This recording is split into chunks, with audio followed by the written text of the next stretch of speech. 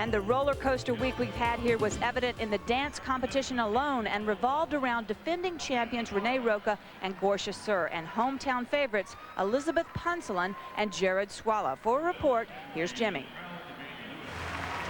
This was the scene yesterday as Detroit's own Elizabeth Punsalan and Jared Swallow accepted their medals for winning the senior dance competition.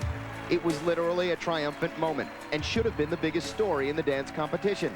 But this was not an ordinary week.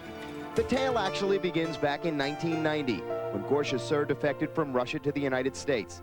Ironically, he moved to Detroit and teamed up with Renée Roca. Eventually, they won the national championship. But they had a problem. Unless Gorsha was an American citizen, they couldn't represent the United States at the Olympic Games. They pressed Congress to expedite the matter, but when that failed, they were left with no chance of competing in Lillehammer. Getting to be a little bit of a chaotic situation because we had spent so much time talking to the press and drafting letters, and it was just too much. The defending champions were cast as martyrs, victims of a cruel system which took their dream away. But they knocked that story off the front page and replaced it with another of their own. In a freak accident Wednesday morning, Roca collided with another skater during a warm-up. She was rushed to the hospital, and doctors discovered a displaced fracture of the left arm. They set the bone and applied a cast. Meanwhile, the United States Figure Skating Association issued a statement saying the pair had withdrawn.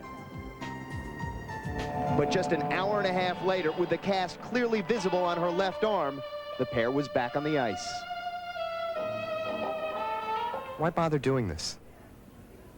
I didn't have time to think whether should I, shouldn't I. It was just go, get there, get yourself there and just get out there. And I felt all right. And we went up for the competitive warm-up, and the referee said, if you don't feel right, you let me know. And I just went right over and I said, I'm fine.